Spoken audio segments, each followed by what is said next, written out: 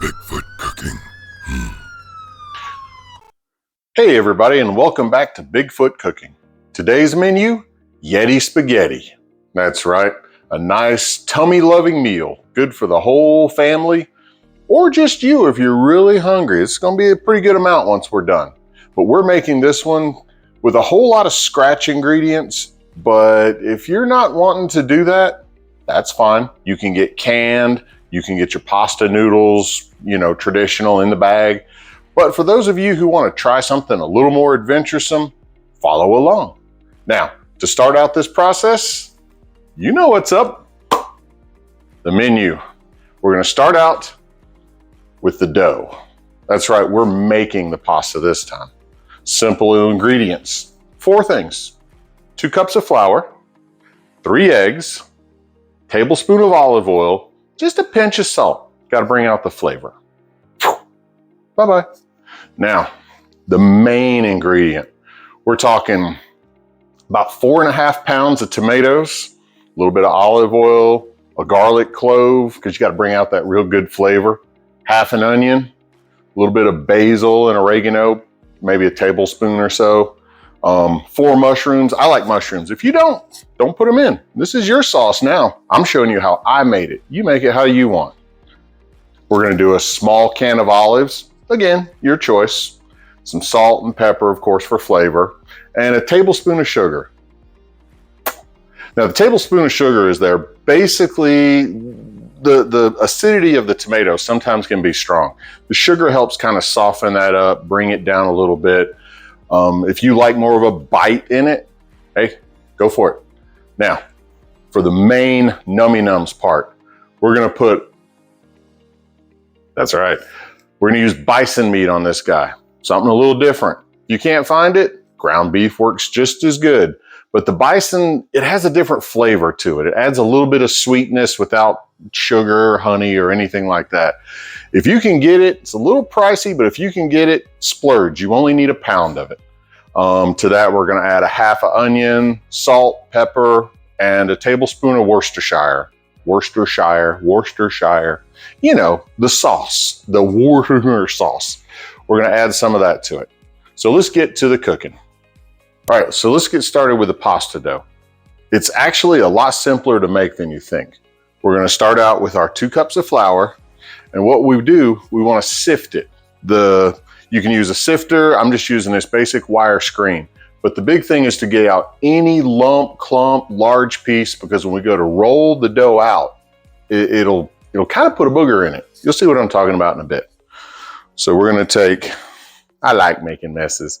We take our 2 cups of flour and we just run it through the sifter and we shake, shake, shake, shake, shake. And now that we've got that shaken down, you can see some little bitty spots here. That may or may not have got caught up in the nice little fancy tool to do all this. So we got that part. Now what we do, we're gonna open up the middle of it. I know, ain't it fun making a mess on the counter? We open up the middle of it. Let's make it a little bit bigger. This would be called your well. I don't see any water in it, but it's a well. We've got our 3 eggs. We're gonna pour the 3 eggs into the dough. Well, it's not dough yet, but it will be. Whee! All right, now that we've got our eggs in here, what we're gonna do, we're gonna start pulling the flour in and making this a giant, big, sticky mess. Now, the reason why you work it this way, you could just reach down in there with your hands, and we will eventually, but for the moment, we're just trying to get everything mixed in and get it a little bit doughy, for lack of better words. See how I'm stirring it in? If we hadn't have worked it a little bit before, the egg would just run right across the table. So we're almost time to get our hands dirty.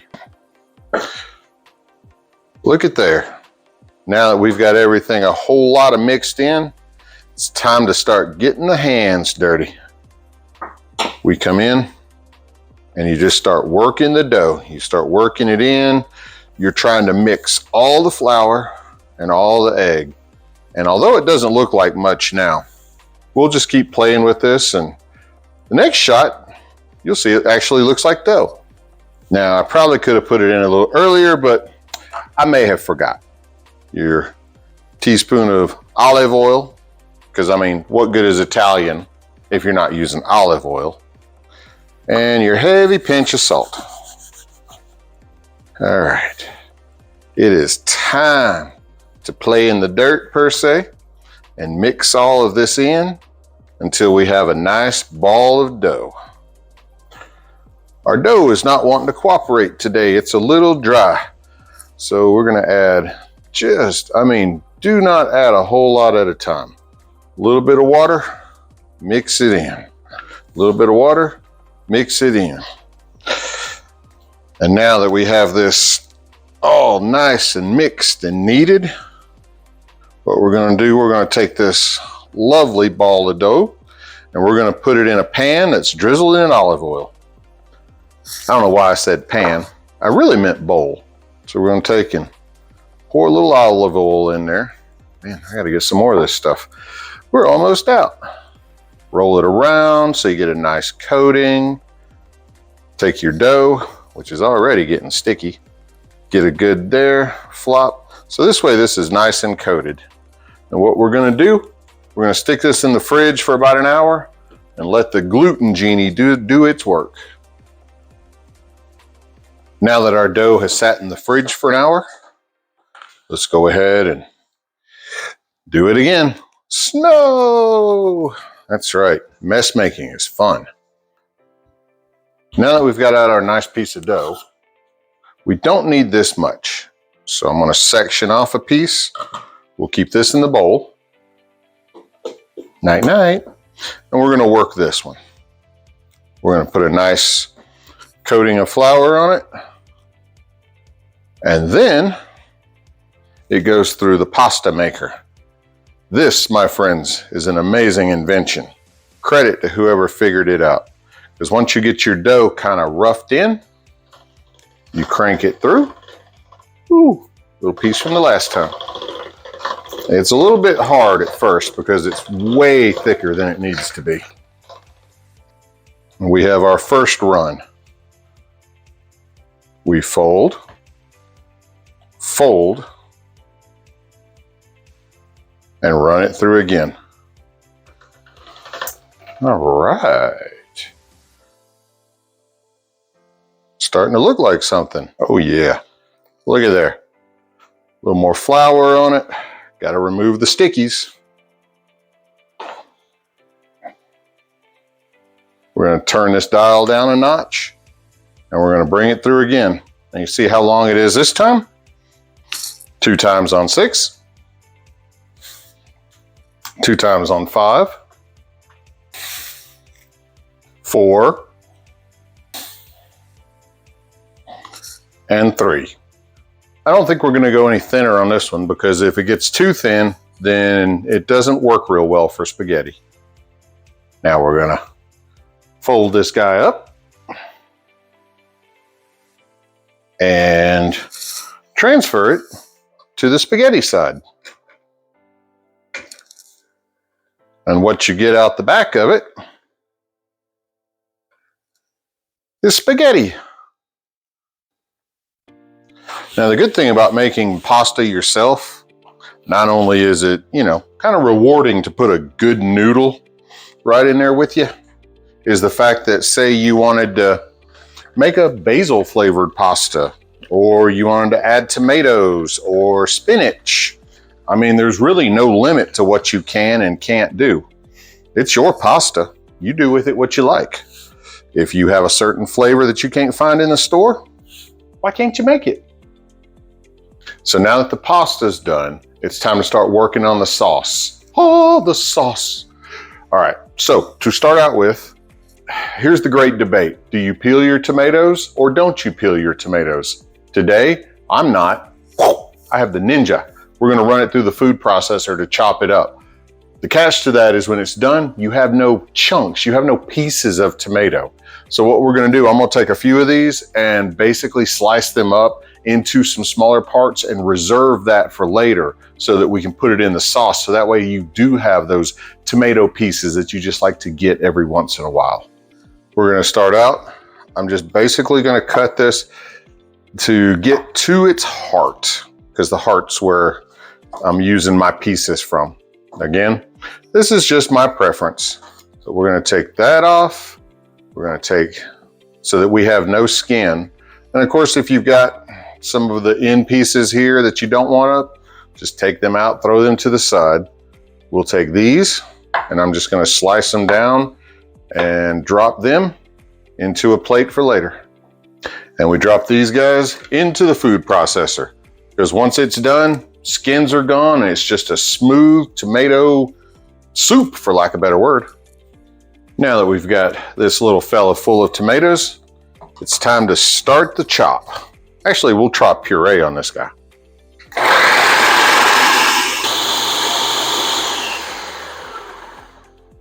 Now let's check out our consistency. Let's take a look at how this guy chopped it down. Look at there. No skins, no nothing. Everything is a nice fine chop. Now it's time to finish cutting up those, get everybody in the pool, and start the real cooking. So let's take a look inside.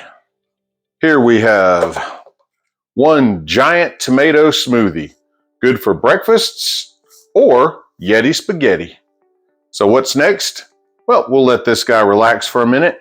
We have about 8 cups of tomatoes here. So if you're doing this by canned instead of fresh, that gives you your quantity. And let's get on with the frying up a little garlic. So to start off, look, it magically refilled. We're going to apply maybe a tablespoon, maybe 2. It's olive oil. It's kind of hard to go wrong with this stuff. We're going to put that in the bottom. We're going to turn this on to a medium heat, heat this up. Once it starts getting really nice and warm, we're going to plop in our garlic. And into the pool, we're going to put about 4 cloves of garlic with our magic press. Now, make sure your temps are low so that you don't burn the garlic, because from past experience, burnt garlic does not have the best of aromas. Just saying, unless you like your house to smell like, well, let's just say not nice. How's that? Stir things around. You're not trying to brown this, you're just trying to warm it up so that it releases all that good garlicky flavor. Makes you wonder if a Yeti might be Italian. Look at there. Now that the garlic is starting to brown up on the edges, we're going to dump in our onions. Now, with these, the goal is not to cook them until translucent per se, but just sweat them a little bit, soften them up, remove some of the crunch so that they blend in nicely with the tomatoes. Now that these guys are looking a little softer, a little more relaxed, these sweet Italian onions, as opposed to a Vidalia, because, you know, why not Italian? It's an Italian thing. Let's go ahead and ease the tomatoes into the pool. We kept these guys moving so that they wouldn't make a little hard spot anywhere. And now, for the star of the show, all this tomato juice. Blah. No splashies, no splashies. All right. We cut down on that simmering sound real quick, didn't we? Now let's stir everybody in, get everybody happy. And next, we're gonna add our add-ons, our seasonings, our spices, all of that stuff. And now we're gonna slice up the onions, the mushrooms, and trim down the oregano and the basil. We're gonna add in our pinch of salt, heavy pinch of pepper, and teaspoon of sugar. Only reason why I can tell the difference between the salt and the sugar right now is because I had a lot more sugar than I did salt. From there, we're gonna dump in our basil. Bloop. Ooh, look at that greenery. Add a little color. Next comes our oregano. More color. Our dab of parsley. Yes, I know, it's dried parsley. They didn't have any of the good stuff at the store. Our 300 pounds of mushrooms. They look huge, but they're gonna cook down some. And once we get these guys nice and coated and swimmingly red, again, we're gonna take our dealer select extra pieces of tomato. Hey, nobody stays behind. And some black olives. Lots of black olives. Now look, all of them jumped out. Why aren't the other ones doing that? All right. A little mix. And what we're gonna do, we're gonna let this, because as you can tell, it's thin right now. We're gonna let this sit on a low heat for about an hour, simmer down, thicken up, and start making the sauce. And for our last little bit of cooking, the bison, we're gonna start once again, taking our onion, chopping it up, and getting it ready to sweat itself out in the frying pan. We'll just cut the bottom of it off right here, pull the outside layer of onion off, and now we slice the onion. Now, a neat little way to slice and dice all in one shot, make a couple of cuts right through the front here, as you see. Don't cut it all the way to the back, just a deep cut up here. And then when you slice in the front, you get pieces and more pieces. And hopefully it keeps you from crying when you're cutting your onions. And now that our onion's chopped, let's go ahead and transfer it to the frying pan. We simply add our onions to the frying pan. We've got it on low heat because we really don't want them to burn. And we steal our spaghetti stirring stick. And we're gonna work these guys in until they sweat it out. I believe these guys are about ready. They've loosened up a little bit. They look like they're kind of sweaty, kind of hot, kind of like me out on a sunny Sunday. Let's slide right in our nice piece. You know, there's no glorious way to do this. There we go. Lay our bison in there. And let's use this here high-tech. Looks like a missile, don't it? It is a meat masher. And we're going to use it to bust this up, get it all over the frying pan so that we can get it ready to go. I'll tell you what, while we're doing that, let's go ahead and add our Worcestershire, our tablespoon right there, because that just makes it have such a nice flavor. And now that we've got our big giant patty of it, let's see.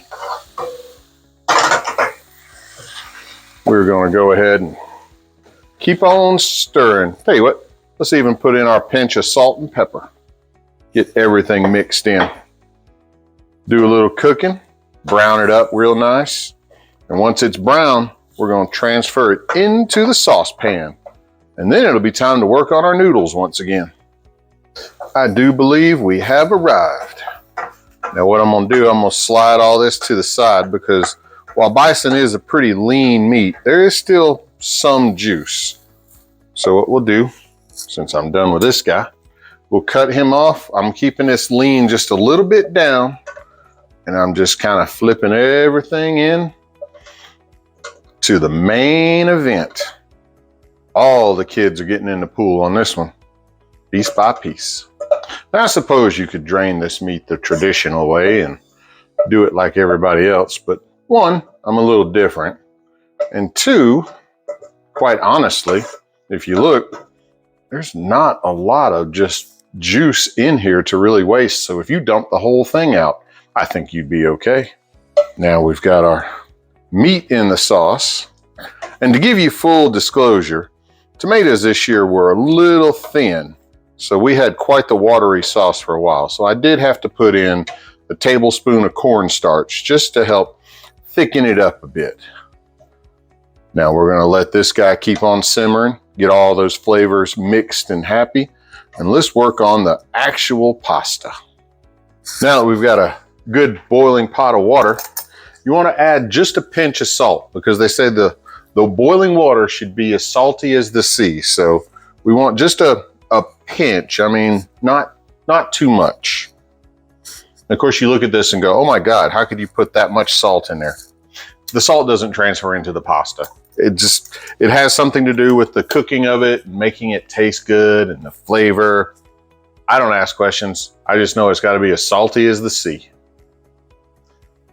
Now that the water is properly salted, it's time to harvest from the pasta tree. What the heck is going on out there?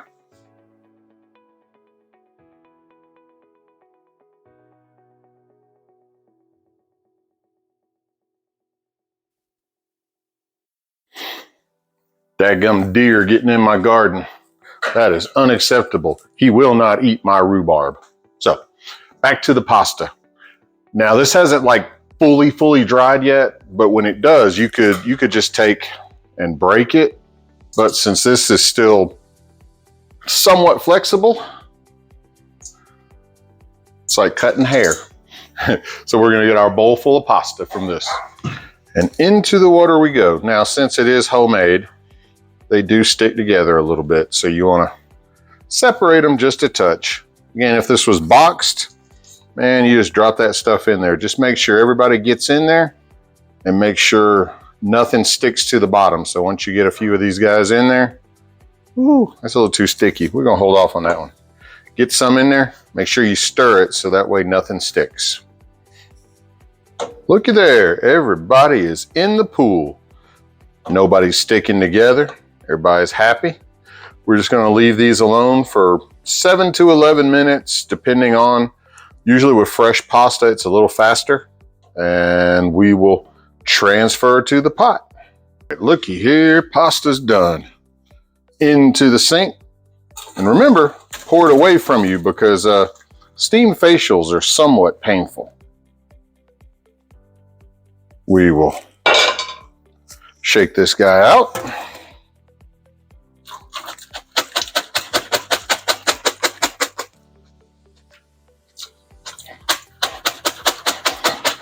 And believe it or not, we are done. And there you have it.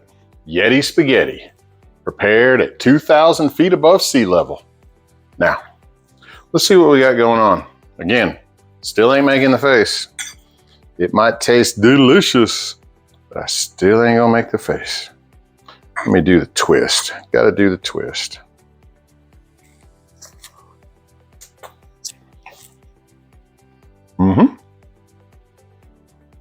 Yep, this is a definite do again.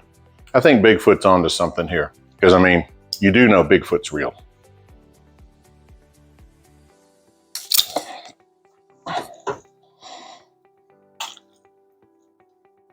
What? Don't judge me. I like my cooking. And if y'all have made it this far, please hit like and subscribe. I really want to get one of those play buttons. It's going to take a little time, but I got to start somewhere. Thank you.